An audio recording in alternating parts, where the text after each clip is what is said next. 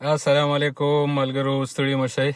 هیله ده چې ټول به روغ او جوړ یې راته. ډیره مننه چې را سره یې. ګرانو دوستانو،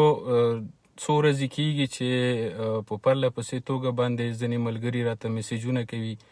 یا د کومنټ د لارې پوښتنې کوي د آنلاین نړۍ په اړه، او په آنلاین نړۍ کې د کاري فرصتونو په اړه باندې، او په ځانګړې توګه د نیټورک مارکیټینګ په اړه باندې. دوستانو، غواړم یو څو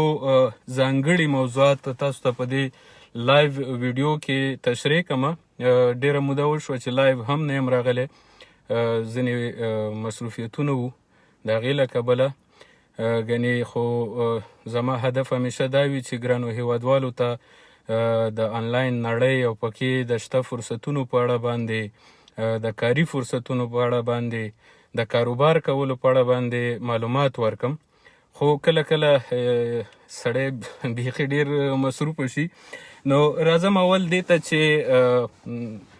مارکیټینګ یا بازار موندنه چې دا د هر کاروبار دپاره یو اصل دی. یعنی هیڅ کاروبار پرته د مارکیټینګ نه یا د بازار موندنې نه مخته نه ځي. د هر کاروبار دپاره مارکیټینګ چې دی هغه خورا مهم دی. او راځو دې ته چې مارکیټینګ یا بازار موندنه چې دا په ټوله کې مختلف برخې لري، خو په ټوله کې دوه عمده ډولونه لري چې یوې ماس مارکیټینګ بللی کیږي او بلې نیټورک مارکیټینګ بللی کیږي. ماس مارکیټینګ هغه طرحه یا هغه ډول د مارکیټینګ دی کوم چې موږ تاسو په سنتي ټولنو کې ګورو، یعنی د تلویزیون د لارې یا د بیلبورډونو د لارې، د مجلو د لارې، د اعلانونو د لارې د خپلو اجناسو یا تولیداتو دپاره د بازار موندنه چې موږ کوو هغې ته ماس مارکیټینګ وایو. دویم ډول بیا نیټورک مارکیټینګ دی چې په پښتو کې ورته ګډه بازار موندنه هم ویلی شو، او په دري کې ورته بازاریابي شبکه‌ایي ویلی کیږي. نیټورک مارکیټینګ بیا د مارکیټینګ هغه ډول ته ویلی کیږي چې یو پیرودونکی یا اخیستونکی اول د کمپنۍ جنس په خپله اخلي، تجربه کوي، استعمالوي، ګوري، او په هغه صورت کې چې دا د کار او د ګټې وړ وي، هغه د خبرو اترو د لارې، د مخامخو لیدنو له لارې، یعنی خوله په خوله د تبلیغ له لارې نورو ته معرفي کوي. او کله چې دغه جنس نورو ته معرفي کوي او هغوی هم له دغه جنس څخه ګټه پورته کوي یا له دغه خدماتو څخه ګټه پورته کوي، نو دغه معرفي کوونکي ته د شرکت یا د کمپنۍ لخوا یو ځانګړی کمیشن په نظر کې نیولی کیږي او هغه کمیشن درته ورکولی کیږي. د دې ګټه دا وي چې یو خلکو ته کاري فرصت پیدا کیږي، او بل هغه څه چې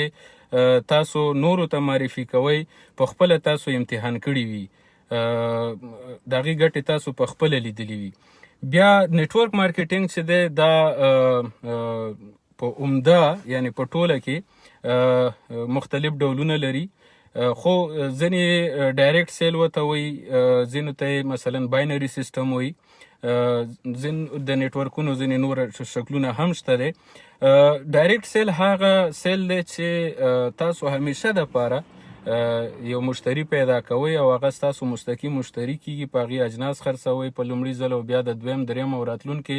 وختونو کې هغه په خپله مستقیم له هغه شرکت نه جنس راغواړي ځان ته. خو چون دا چې د شرکت په ډیټابیس کې یا په معلوماتو کې هغه ستاسو له اړخه معرفي شوی دی، نو د هغه هر ځل خریداري چې ده هغه تاسو ته یو ځانګړی کمیشن درکوي یا تاسو ته یو ځانګړې ګټه په لاس درکوي. او دویم باینري سیسټم دی. باینري سیسټم بیا هغه سیسټم ته ویلی کیږي چې په هغې کې مونږ په ډله ییزه توګه باندې ګټه ترلاسه کوو. یعنی په دې کې مختلف نوعه بونسونه وي، ډایرکټ سیل بونس وي، نیټورک بونس وي، میچینګ بونس وي، پول بونس وي.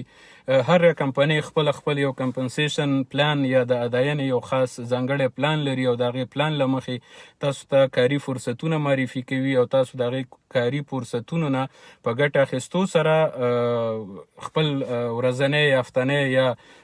میاشتنی عاید چې دی هغه ځان ته ترتیبوئ. نو نیټورک مارکیټینګ یو ګټور سیسټم دی، خو دا چې له بده مرغه به ووایم چې په نړۍ کې هر ډول یو ګټور فرصت چې پیدا شي یا خلک پیدا کړي، ترلاسه یې کړي، او هغه خپل وطن ته وړي، خپل هیواد ته وړي، تر څو د هیواد خلکو ته ګټه ورسوي، هغوی ته کاري فرصتونه پیدا کړي. ولې بدبختانه چې زموږ هیواد ته له هر نوع نړیوالې پدیدې یا فرصت به ووایم، له هغې نه خلک په خپل هیواد کې ناوړه ګټه پورته کوي. اشتباه یو بیل شی دی، تېروتنه یو بیل شی دی، اما دا چې څوک په قصدي ډول باندې دا کار کوي دا نو ناوړه ده، دا غلط کار دی او دا باید ونه شي. نو په دا وجه باندې نیټورک مارکیټینګ په افغانستان کې له بده مرغه چې له سختو ناخوالو سره مخ شوی دی، بدنامۍ سره مخ شوی دی. ځینو شرکتونو هڅه کړې ده چې دغه مسلک د نوم نه په استفادې سره د خلکو سره چلونه وکړي، خو بیا هم په دې کې ځان ته شرکتونه ملامت نشو بللی، ولې چې هر څوک پوهه لري، خدای عقل ورکړی دی، او کله هم چې تاسو ته څوک یو څه معرفي کوي، یو څه فرصت درته معرفي کوي، نو دا ستاسو یا زمونږ مسؤلیت دی چې په هغې باندې ځان پوه کړو، د هغې په اړه باندې ریسرچ وکړو، پلټنه وکړو، تحلیل وکړو، او وروسته له هغې بیا مونږ تصمیم ونیسو چې آیا په دغه فرصت کې مونږ ونډه واخلو که یې وانخلو. ځکه چې یوازې مونږ کسان ملامته کولی نشو چې څوک مونږ ته دا فرصت معرفي کوي، ځکه چې په پټو سترګو یا پرته له معلوماتو پریکړه کول او په یو پروسه کې ورګډېدل چې دی دا بیرته مونږ ملامته کوي. نو دا زمونږ هم دغه دی مسؤلیت دی چې مونږ باید ځان پوه کړو، او وروسته له هغې چې ډاډ مو ترلاسه کړو او د هغې پلټنه مو وکړله، د هغې نه وروسته په هغه فرصت کې ځان ورګډ کړو او د هغې نه ګټه پورته کړو. نو لکه هدف مې د خبرې دا دی چې صحیح ده، خلک به له فرصت نه مثبته ګټه هم پورته کوي او منفي ګټه به هم پورته کوي، او مونږ سره به چل هم کوي، خو دا زمونږ مسؤلیت دی، دا زمونږ دنده ده چې مونږ باید ځان پوه کړو، کره معلومات ترلاسه کړو، له مختلفو لارو یې ترلاسه کړو، وروسته له هغې چې مونږ معلومات ترلاسه کړل او ډاډ مو ترلاسه کړو، د هغې نه وروسته بیا په یو پروسه کې ځان ورګډ کړو. او که چیرې تاسو غواړئ چې د نیټورک مارکیټینګ په اړه باندې بشپړه او ښایسته په زړه پورې مسلکي معلومات ترلاسه کړئ، نو کولی شئ چې زما کتاب نیټورک مارکیټینګ ګام په ګام چې چاپ شوی دی په کابل، ننګرهار، خوست، پکتیا مختلفو ولایتونو کې په کتابخانو کې شته دی. دا کتاب تاسو ترلاسه کړئ، ویل ولئ، مطالعه کوي. په دې کې ما هڅه کړې ده چې د نیټورک مارکیټینګ او د دې کار د پروسې په اړه باندې تاسو ته هراړخیز معلومات چې دي د مطالعې دپاره وړاندې کړم. بله موضوع چې غواړم تاسو ته په لنډه غوندې تشریح درکړم او معلومات درکړم، هغه آنلاین نړۍ ده. آنلاین نړۍ ډیره لویه نړۍ ده، په دې کې مختلف نوع فرصتونه شته دی، مثبت فرصتونه، منفي، یعنی ډیر خلک په دې کې منفي فعالیتونه کوي، ډیر خلک په دې کې مثبت فعالیتونه کوي. نو دا هم زموږ مسؤلیت دی یا دنده ده چې مونږ په دې باندې ځان پوه کړو چې مونږ څه غواړو چې باید ویې کړو او هغه څنګه ممکن دي. نو په آنلاین نړۍ کې دوه ډوله عمده برخې دي. یو د پانګونې برخه ده چې تاسو کولی شئ د پانګونو د لارې په مختلفو پلیټفارمونو کې، مختلفو شرکتونو کې د پانګونې له لارې ګټه ترلاسه کوئ، هغوی سره پانګونه وکړئ، هغوی ستاسو په پانګونه باندې بزنس کوي او بیرته د ګټې نه یوه ځانګړې برخه تاسې ته درکوي، یوه ځانګړې برخه خپل ځان ته ایساروي. او دویم په آنلاین نړۍ کې د کار د مخې فرصت ترلاسه کول دي، د ګټې چې تاسو هغې کې کار وکئ او د خپل کار په اساس باندې چې دی تاسو عاید ترلاسه کوئ. لکه د بیلګې په ډول باندې یوټیوب دی، انسټاګرام دی، مثلا فریلانس کارونه دي او داسې نور ډېرې برخې دي چې د دغو برخو نه تاسو ګټه پورته کولی شئ. خو که کله تاسو غواړئ چې یوازې کار وکئ او یوازې د کار له مخې عاید ځان ته جوړ کړئ، نو دا په یاد ولرئ چې دا هم زده کړې ته، هم خوارۍ ته او هم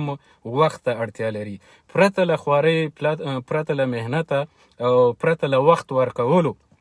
یعنی چټک یو شی هم چټک نتیجه نه ورکوي. تاسو به خواري کوئ، وخت به ورکوئ، پرله پسې به خپل تولیدات وړاندې کوئ، خدمات به وړاندې کوئ په آنلاین نړۍ کې، او د هغې وروسته چې کله تاسو په مارکیټ کې مطرح شئ، تاسو خلک وپېژنئ، ستاسو مشتریان یا کسټمر چې دي هغه زیات شي، نو ستاسو به فرمایشونه هم زیاتیږي، یعنې تاسو نه به خلک تقاضا هم ډیره کوي، او څومره چې ستاسو تقاضا په مارکیټ کې زیاتیږي دومره به ستاسو عاید هم ورسره زیاتیږي. خو شرط پکې دا دی، اړینه خبره دا ده چې هر هغه څه چې تاسو کول غواړئ لومړی باید په هغې باندې ځان پویه کړئ چې تاسو څه کول غواړئ. آیا تاسو غواړئ یو ښه یوټیوبر شئ؟ آیا تاسو غواړئ یو ښه افیلایټ مارکیټر شئ؟ آیا تاسو غواړئ چې په امازون یا علی بابا یا نورو ورته ویب سایټونو کې یو ښه پلورونکی شئ؟ وطني تولیدات، لاسي صنایع یا نور کوم شی چې ستاسو د وس برابر دی، د توجه وړ مو دی یا د لیوالتیا ورسره لرئ، هغه پکې وپلورئ. نو دا پرېکړه ستاسو ده چې تاسو څه کول غواړئ. وروسته له هغې بیا تاسو کولی شئ چې هم د یو شخص نه مستقیم په هغې کې مرسته او معلومات وغواړئ، او هم تاسو کولی شئ چې په آنلاین ډول باندې د هغه کار یا د هغه امکان په اړه باندې چې دی پلټنه وکئ، ریسرچ وکئ، معلومات وکئ، زده کړه وکئ، او وروسته په هغې باندې عملي ګام پورته کئ او وخت ورته ورکئ، انرژي ورته ورکئ، لیوالتیا ورسره ولرئ. د وخت سره به حتما په هغې باندې تاسو یو مثبته نتیجه ترلاسه کوئ. بل دا دی چې لکه تاسو د فورکس په نړۍ کې هم فرصتونه لرئ، خو د فورکس نړۍ بیا یو څه متفاوته ده د نورو کارونو نه، ځکه چې فورکس په دوه ډوله کېږي په نړۍ کې. بعضې پلیټفارمونه دي چې تاسو ته مستقیم فرصت درکوي چې تاسو په خپله باندې ټریډینګ وکئ،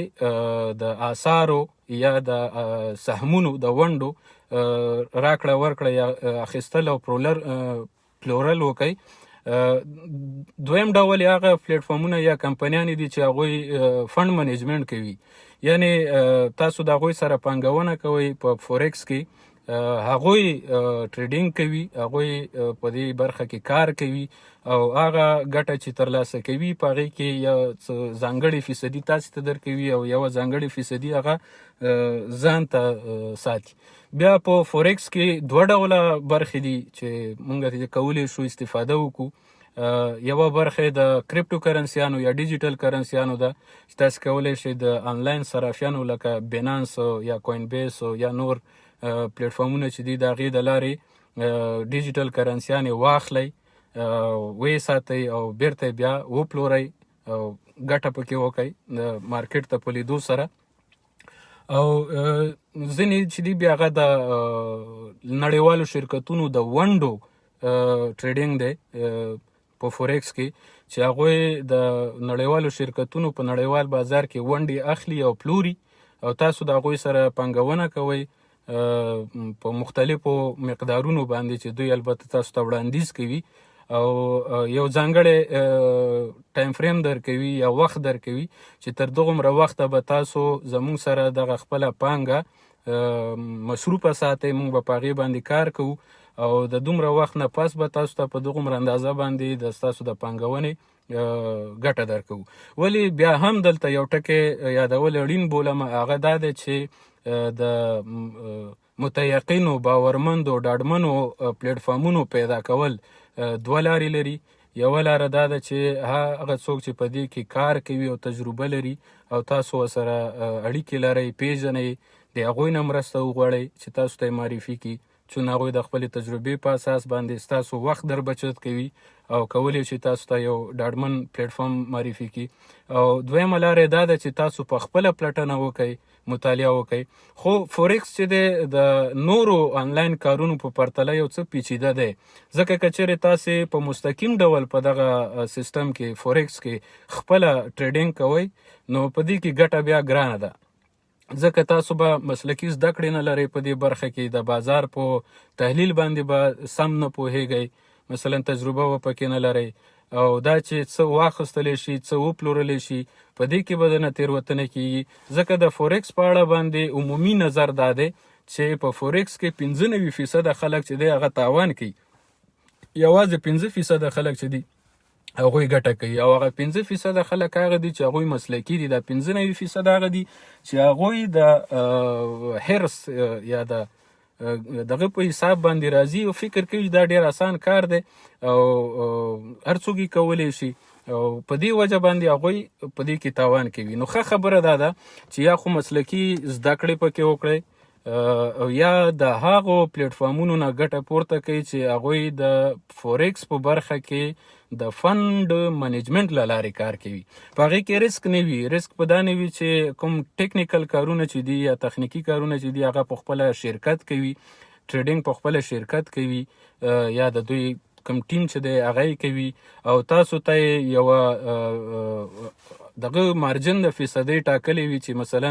د دومره فیصدۍ نه تر دومره فیصدۍ په منځ کې تاسو ته به د دومره وخت بعد ګټه درکولی کېږي. البته دا بیا هم په مختلفو ډولونو باندې وي چې مثلا یعنی یو څه متفاوت داسې وي چې ځینې پلیټفارمونه داسې دي تاسو ته ورځنی، هفتهوار یا میاشتنی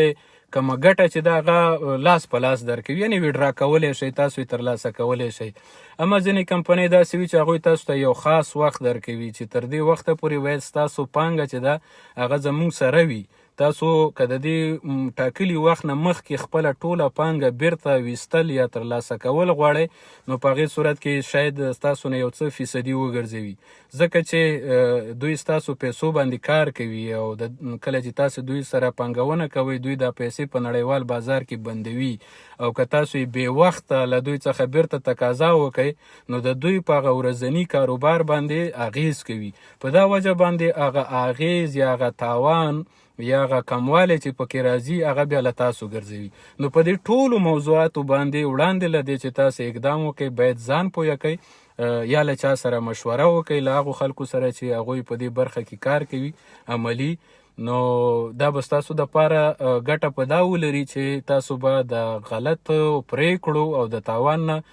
وساتلی شئ. دا چې څو ورځې ګورم تېره ورځ ما یو مقاله هم ولوستله چې په افغانستان کې ځینې شرکتونه راغلي دي او هغوی د دغو نومونو نه په استفادې سره چې نیټورک مارکیټینګ یا آنلاین بزنس یا فورکس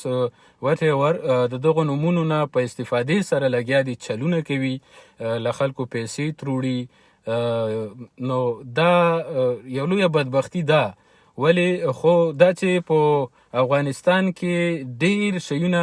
نشته دي، نوي دي او حتی قوانین نه لري په قانون کې. او بله ستونزه دا ده چې زمونږ داخلي بانکونه چې دي هغوی د داسې سیستمونو دپاره کوم زمینه نه ده مساعد کړي. نو په دا وجه باندې دا خلک باید وپېژندلی شي، دا شرکتونه باید وپېژندلی شي او د دوی کارونه باید وڅېړلی شي او لږ تر لږه دا چې که چېرته د اعتبار وړ نه وي، سم نه وي، نو ځان ترې وساتلی شي. خو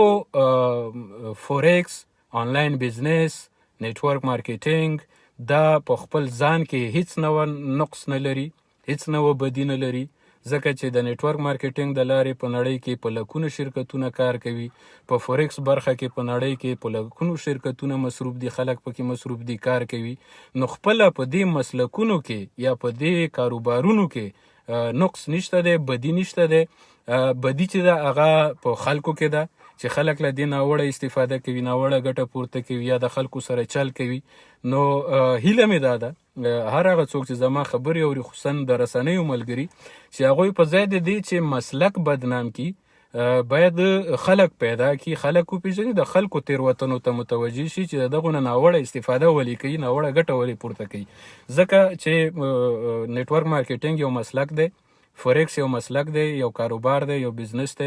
آنلاین نړۍ کې خلک په مختلفو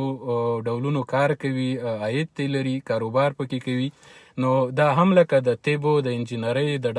د نورو مسلکونو غونته یو مسلک دی. خو دا که اوس یو ډاکټر راپاڅېږي او هغه د طب نه په استفادې سره د خلکو سره دوکه کوي، فریب کوي، نو د طب نقص نه دی، دا نقص د دې شخص دی. همدغسې که یو کمپنۍ، یو مارکیټر، یو نیټورکر یا یو ټریډر راپورته کیږي او د دغو نومونو نه په استفادې سره خلکو سره چل کوي، دوکه کوي، نو دا نقص د دې مسلک نه دی، دا نقص د دې کس دی، د دې شخص دی چې هغه د دې نه ناوړه استفاده کوي، یوازې له دې کبله چې د دغې سیمې د دغه هیواد خلک چې دي هغه د دغو مسلکونو سره اشنا نه دي. په دې اړه باندې په هیواد کې دننه زده کړې نشته دی، هیڅ یو انسټیټیوټ نشته، هیڅ یو اداره نشته دی، هیڅ یو داسې مرجع نشته دی چې دا خلک لاړ شي هلته اول دا شی دا مسلک که نیټورک مارکیټینګ دی، که مثلا فورکس ټریډینګ دی، که نور څه دي، دا زده کړي، بیا وروسته راشي په دغه برخه کې ونډه واخلي او کار وکړي. البته شرکتونه چې دلته راځي هغوی د ډېرو 2-3 ورځنیو لنډو سیمینارونو یا پریزنټیشنو یا د ټریننګونو نه وروسته خلکو ته په مستقیم ډول باندې اکاونټونه پرانیزي، هغوی ته وایي چې بس دا طریقه ده او کولی شئ تاسو د دې نه ګټه پورته کړئ او ځئ خپل کار کوئ، همداسې مخ ته ځئ. البته دا نتیجه نه ورکوي، دا مې لکه څنګه چې مخکې وویلې چې تاسو په هغه 95% خلکو کې راځئ چې هغوی تاوان کوي، او هغه 5% خلک به بروکران وي یا هغه خلک به وي چې دغه فرصت په د یو شرکت په شکل کې تاسو ته معرفي کوي، هغه ګټه به دوی کوي. نو هیله ده چې خبرې مې اوږدې شوي نه وي، ولې هڅه به کوم چې د یو منظم پلان له مخې او د هفتوارو صنفونو د مخې چې د زوم اپلیکیشن زوم کال د لارې به هغه مشخصو ځانګړو مینوالو ته چې په دغه برخه کې لیوالتیا لري چې پوه شي زده کړه وکړي. کوشش به وکړم چې تاسو ته په هفتوار شکل باندې یو سیستم ترتیب کړم، خو ولې دا چې کله کله ځنډ کېږي به یا مثلا نو هغه د مصروفیتونو له وجې وي، خو زما خپله تکل هڅه له تیرو 5 کالو همدا ده چې افغانستان کې بیکاري ډېره زیاته ده، بدبختي ډېره زیاته ده. که چیرې موږ وکولی شو وتوانیږو چې له ګټورو فرصتونو نه، له نړیوالو فرصتونو نه په افغانستان کې ګټه پورته کړو، خلکو ته یې معرفي کړو، او یو څوک وکولی شي دغه فرصت نه په استفادې سره ولو که یو $200 هم ترلاسه کړي، یعنې $300-500 میاشتنی عاید هم ترلاسه کړي، نو دا به ډېر د خوشحالۍ او د ویاړ ځای وي. زموږ هدف دغه دی. ولې انسان له خطا خالی نه دی، خطا تکیږي، تیروتنه تکیږي، او تیروتنه د دې ښکارندویي کوي چې تاسو یوه هڅه کړې ده چې تیروتي یاست، یعنې تاسو تر هغه چا ډېر غوره یاست چې هغوی هیڅ هڅه نه ده کړې، ځکه چې څوک هڅه ونه کړي تیروتنه نه کوي، او څوک چې تیروتنه کوي هغه طبعا یوه هڅه یې کړې وي چې تیروتلي وي. خو دا چې بار بار یو څوک تیر وځي یا تیروتنه وکړي، دا بیا نو ښه خبره نه ده. باید سړی متوجه شي او د تیروتنو ځان وساتي. هغه په یو شکل کیږي چې تاسو مطالعه ډیره وکړئ، په کوم شي کې چې غواړئ بوخت اوسئ، مصروف اوسئ، په هغه برخه کې مطالعه ډیره وکړئ، زده کړه وکړئ، له هغو خلکو سره خبرې اترې پرې وکړئ څوک چې په دغه برخه کې کار کوي. او بالخصوص ځوانانو ته زما دا سپارښتنه ده چې انګلیسي ژبه باندې ډیر تمرکز وکړئ، زده یې کړئ، ځکه چې دغه فرصتونه اکثره په انګلیسي ژبه وي، معلومات په انګلیسي ژبه وي، که تاسو پې پلټنه کوئ هغه په انګلیسي ژبه وي. نو که تاسو انګلیسي زده نه وي نو مشکله به وي، ستونزه به وي تاسو ته، او په پښتو ژبه باندې په دغه برخو کې معلومات پیدا کول لږ ستونزمن کار دی. البته که د نیټورک مارکیټینګ په برخه کې شاید ځینې نور کتابونه هم وي، خو بیا هم تاسو کولی شئ دغه کتاب له کتابخانو ترلاسه کړئ، مطالعه یې کړئ. په دې کې ما هڅه کړې ده چې په پوره تشریح سره تاسو ته د نیټورک مارکیټینګ په اړه معلومات وړاندې کړم، تر څو تاسو په راتلونکي کې له دغه فرصت نه که ګټه پورته کوئ او له یو شرکت سره کار کوئ نو یو څه به درته اسانه وي. هیله ده معلومات مو د پام وړ وي. کومو ملګرو چې کومنټونه کړي دي، پوښتنې کړي دي، زه به هڅه وکړم چې هغوی ته ځوابونه ووایم. که موضوع یا ځواب لنډ نو په کومنټ کې به درته ولیکم، که موضوع د تشریح وړ وه چې باید په هغې باندې رڼا واچولی شي او تشریح ورکړلی شي نو هغه به زه ځان سره نوټ کړم او ډېر زر به د یو بلې ویډیو له لارې د هغې پوښتنو ځوابونه تاسو ته ووایم. مننه، کور ودان او هیله ده دغه ویډیو له ملګرو سره شریکه کړئ ترڅو خلک پوه شي چې آنلاین نړۍ کې کار کول لکه په فیسبوک کې مې چې هم لیکلیو دا د فیسبوک د سټیټس د لیکلو غونتې نه دی چې تاسو به یو سټیټس ولیکئ او سهار به راپاڅېږئ او د لایکونو او کومنټونو په شکل کې بس تاسو په اکاونټ کې پیسې جمع شوي وي او یا په آنلاین نړۍ کې وړیا پیسې ویشلی کیږي هیڅ خواري او زحمت ضرورت نشته دی او تاسو به مفتو ګټې کوئ مفتې ګټې هیڅ چېرته نشته دی خواري غواړي منډه غواړي ترړه غواړي زحمت غواړي پوهه غواړي کار غواړي یا پانګونه غواړي نو پرته له دې چې دی هیڅ نوه نتیجه نه ورکوي ډېره مننه کور ودان ښه وخت ښې چارې